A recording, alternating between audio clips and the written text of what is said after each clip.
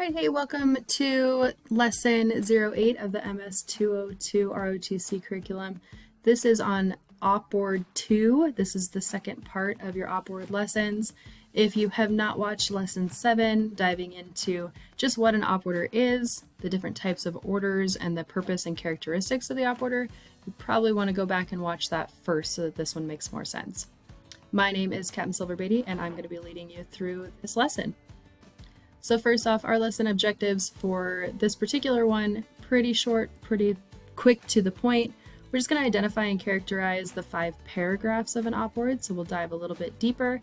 And then we're going to have some time at the end for you to develop your own op-order and get just a little bit of practice at the most basic level.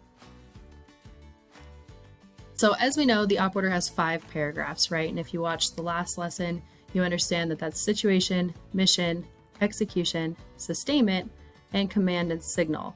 Now, a great way to remember this for a lot of us old Army folks is sergeants major eat sugar cookies. Obviously, find any kind of a mnemonic that might work for you to help you remember the order that these go in. So when we're talking about the situation, this is really just focusing on the operational situation surrounding the 2 primary sub-paragraphs, which are your enemy forces and your friendly forces. This particular paragraph also typically includes your attachments and detachments. However, we won't get too deep into that. That's a little bit higher into your 3 and 4 level, but I do want you to understand that your situation paragraph does talk about both your enemy forces and your friendly forces. Then we move into your mission. This is your shortest paragraph. It's quick, to the point, but it has your 5 W's of your operation. So your who, what, when, where, and why. That's who, your unit responsible for this mission. What is the type of the operation that we're doing? When, date and time of executing this operation. Where, the location that this is happening. And why. What's the purpose? Why are we doing this? After your mission, you're going to move into your execution. And that's your mission-specific guidance that includes both your commander's intent and the concept of the operation. So your commander's intent is going to be really the ultimate conditions that have to be met for this mission to be successful. And your concept of the operation, that's the entire how. That is walking from when we step off to when we complete actions on. So your concept of the operation, a lot of times if you're receiving an op order out on a lab or a lane, that's when they're pulling out the terrain model, your sand table, and actually walking through how this operation is going to be conducted. All right, so now that we've discussed the execution and how we're going to conduct this mission, then we're going to move into sustainment. This, in a lot of programs, it's taught that this is briefed by your platoon sergeant. And it explains your logistical methods, the supplies that you need just to actually successfully complete this mission. So what do you need in general, your different classes of supply, which we won't go into this lesson, but that's what your sustainment paragraph encompasses. And the very last paragraph is going to be your command and signal. And this is where you find out the succession of commands. So who's in charge, who's next in charge, and down the line. And then also discusses your call signs and how you're going to communicate with each other.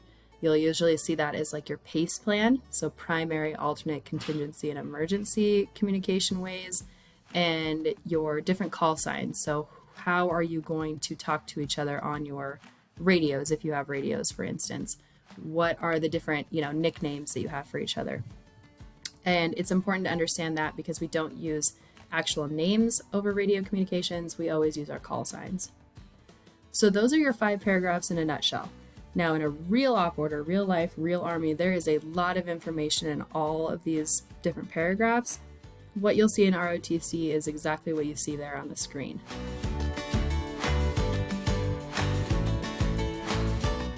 Next important thing to really keep in mind here is that your mission and execution are the most important sections. And the reason for that is because it's the what are we doing and how are we doing it. Now, it is important for your op order to have all 5 paragraphs in there, but you have to really focus your time, effort, energy on your mission and execution, because you can't complete a mission without all of your people understanding what you're doing and how you're going to do it. So remember that.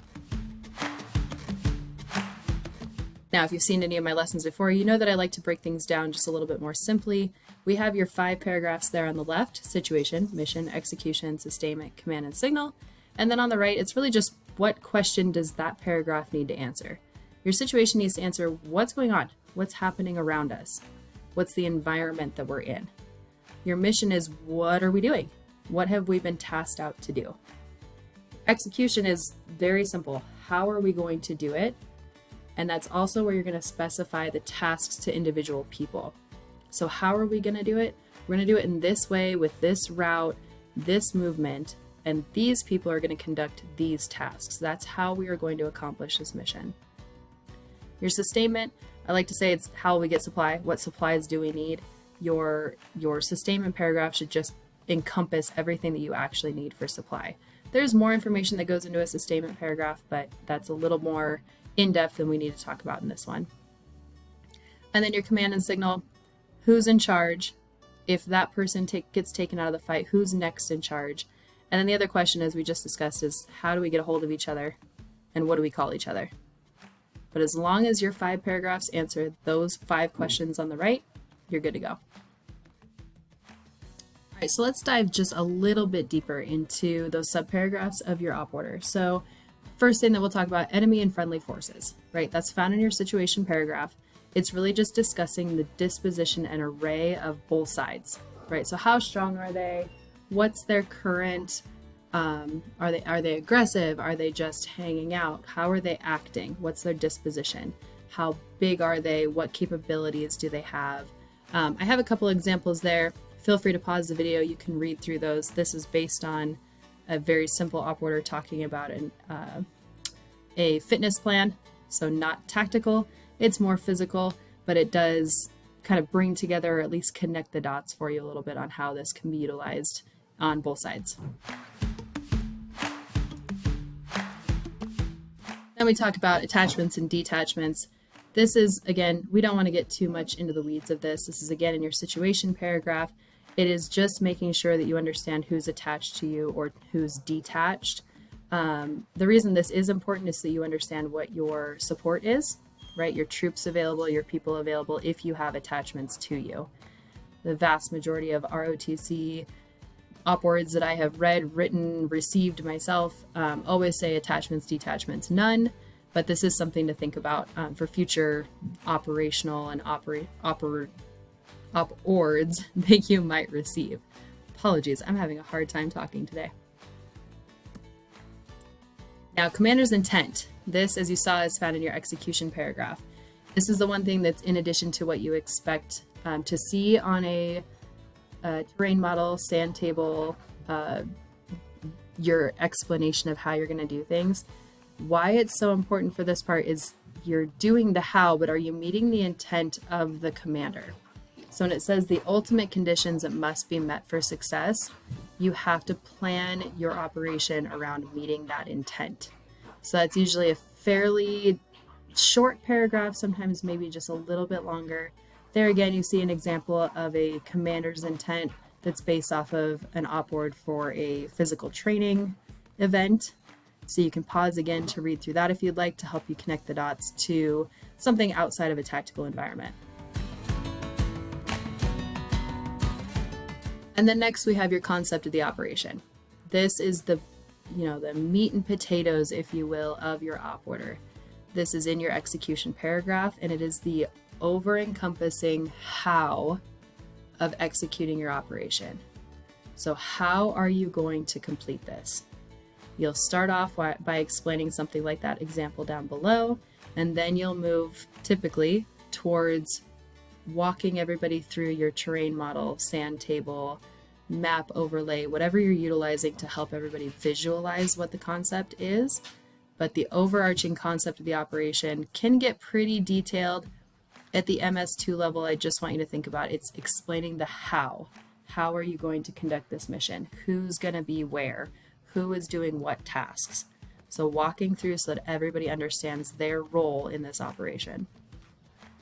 Simple, easy, to the point.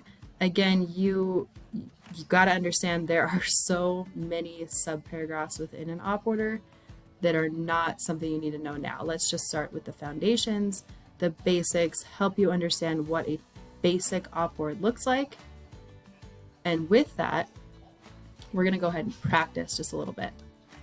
So I know I can't force you to do this. You're watching a YouTube video right now. But if you can, I highly encourage you to take 15 minutes. And there is a strict time there and a reason for doing 15 minutes. Set your timer. And then I want you to go through and write your own op order. This does not need to be perfect. You are likely in MS2 watching this, maybe in MS3 doing some refreshment on the op order itself. But all I want you to do is write a very basic op order. So before you start that timer, your mission is there in bold. Grizzly Company, 1st Platoon will conduct an 8-mile road march in vicinity of Missoula, Montana, no later than 05-0600 February 2024 in order to gauge cadets' endurance. Very simple. There is a task, there is a purpose. The who, 1st Platoon of Grizzly Company. The what, conducting an 8-mile road march.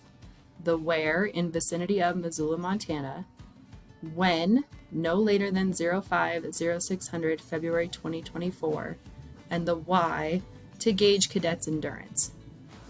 That's a mission statement. So you already have one paragraph written for you. Your next steps are to figure out writing out a situation, your execution, your sustainment, and your command and signal paragraphs. With that, for your situation, just describe your general conditions. This is one of those exercises where you can 100% make things up, just make it realistic, right? What conditions around you will impact how this operation will actually be conducted?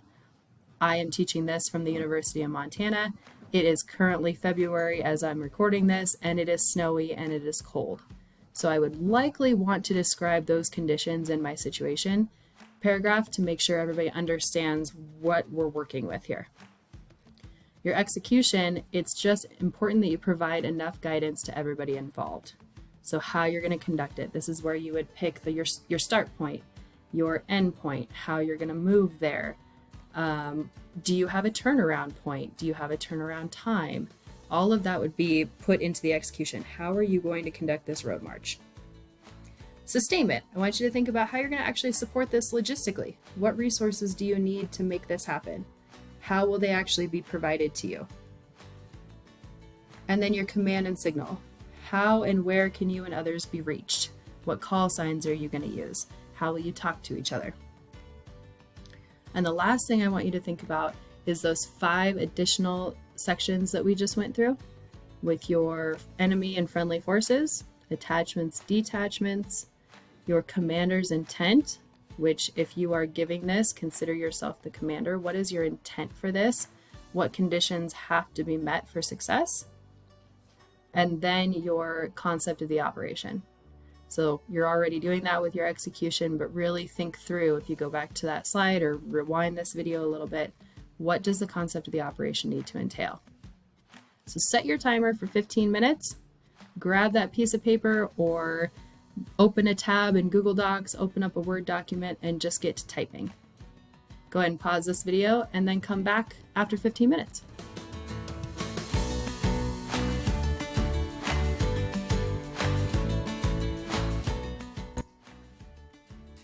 All right, I hope you're coming back after you actually did 15 minutes. Now, if you didn't complete everything, that's okay. If you decided to take more than 15 minutes so that you could get it through everything, that's okay too. If you got through everything in less than 15 minutes, that's great too. There's a hard time for 15 minutes just to make you feel like understanding what that timeline looks like, especially if you've been through the TLP class, that really you didn't have a lot of time to work through this and it can feel very rushed writing an entire op order. So it's good to get that practice in now and understand what it feels like so you can develop your own ways, your own norms, your own little tips and tricks for getting through a full op order. So what were the general conditions? Where do you live? Does snow affect you? Does heat affect you? Does rain affect you? Are you watching this in August? Are you watching this in February? Your mission right there, shouldn't have even had to change that. Your execution, did you pick a start point? Did you pick an end point? Did you pick how your platoon was going to move? Did you figure out or write in there, did you think about where you were going to be placed in that movement? Did you think about whether this would be a release ruck? Did you think about having certain people in different positions to facilitate this movement? And then sustainment. Did you think about water? Did you think about what uniform they should be in? If this is supposed to be done at 06 in the morning and it's, winter or fall time, did you think about headlamps? Did you think about yak tracks if you're in a snowy environment or an icy environment? Did you think about wet weather gear if you're in a rain environment? What type of resources do your subordinates need in order to successfully complete this and to meet your goal or end state that you probably wrote in your commander's intent? If there were things that they don't already have or have not already been issued, did you think about how you would actually get those items? So if you do not issue your ROTC cadets yak tracks and you're up in Alaska and it's snowing, how did you make a plan for how you would actually get those yak tracks ahead of time and distribute them to everybody? And then command and signal. Did you make up your call signs? Did you come up with frequencies? Did you decide you were only going to talk to each other with hand and arm signals? There's all kinds of different ways to do this. That's why I encourage you to make up your own information. Just make it make sense. And the whole goal of this was to help you think through different things. And if you miss some things, that's okay. That's why it's important to practice this and practice and practice as many times as you can and in as many ways that you can with other people before you're expected to do this in an actual evaluation environment. So good work.